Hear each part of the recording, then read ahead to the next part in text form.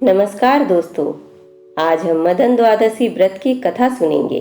साथ ही साथ इस साल यानी कि 2022 में इस व्रत को कब किया जाएगा, इस व्रत को हम क्यों करते हैं, इसकी पूजा विधि क्या है, इस द्वादशी का महत्व क्या है और इसे करने से हमें क्या क्या लाभ मिलता है, इन सभी बातों को बारी बारी से सुनेंगे।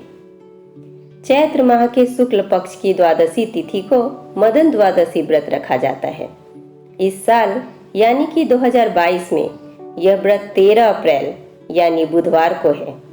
इस व्रत में काम पूजन की प्रधानता होती है। मदन कामदेव का ही नाम है, इसलिए इसे मदन द्वादशी कहा जाता है। मदन द्वादशी व्रत पर प्रातः उठकर स्नान करना चाहिए। पूजा स्थल पर भगवान की प्रतिमा रखकर उसकी भक्तिपूर्ण आराधना करनी चाहिए। पूजा करते हुए भगवान को फल, फूल, धूप, दीप, गंध आदि चढ़ाना चाहिए।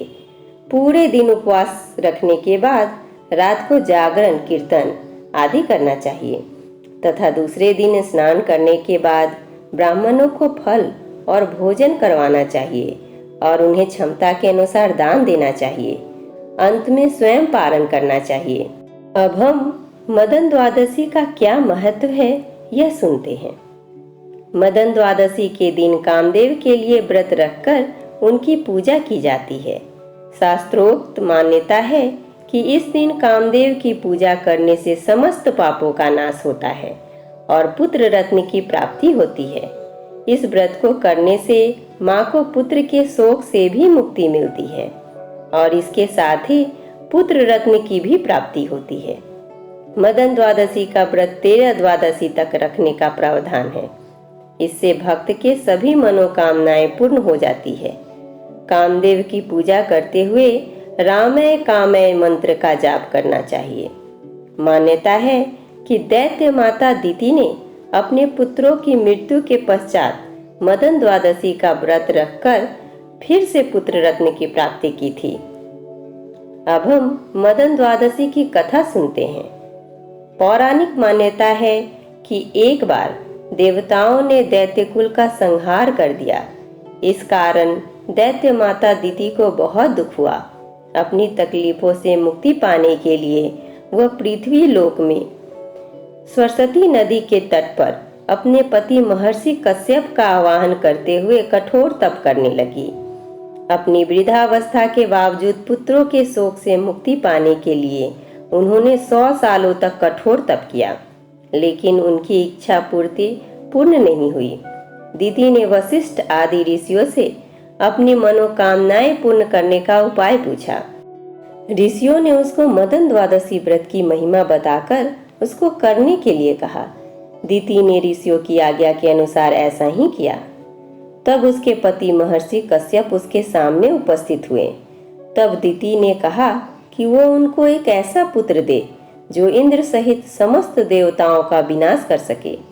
महर्षि कश्यप ने उन्हें ऐसा पुत्र पाने के लिए ऋषि के द्वारा पुत्रेष्ठि यज्ञ का अनुष्ठान करने के लिए कहा और फिर दिति को 100 सालों तक गर्भवती रहकर पुत्र जन्म का आशीर्वाद दिया।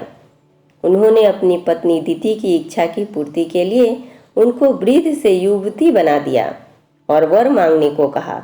तब दिति ने पूजा के लिए घड़े की स्थापना की। कलश में अक्षत, सफेद फूल, 2 सफेद वस्त्र, विभिन्न खाद्य सामग्री और सोना रखा गया।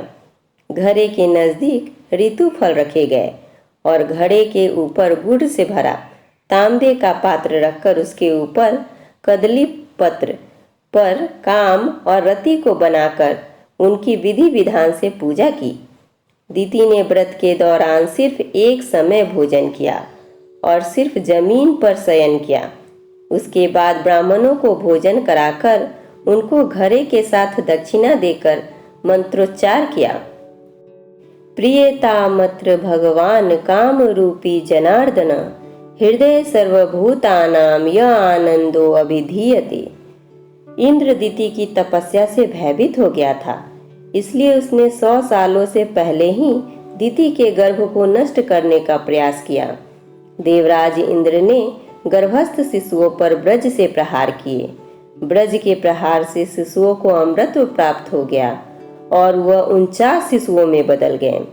ब्रज के प्रहार से भी जब दिति के गर्भस्थ शिशुओं की मृत्यु नहीं हुई तो इंद्र को ध्यान से इस बात का पता चला कि मदन द्वादशी के व्रत के प्रभाव से शिशु अमर हो गए थे।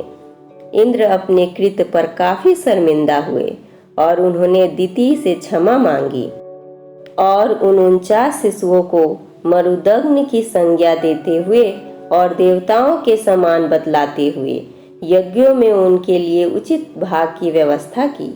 उसके बाद इंद्र दिति के पुत्रों को विमान में बैठाकर अपने साथ स्वर्ग ले गए। इस प्रकार मदन द्वादशी के व्रत से दिति को पुत्र की प्राप्ति हुई। इसलिए पुत्र प्राप्ति व सुख समृद्धि की इच्छा रखने वालों को यह व्रत अवश्य करना चाहिए।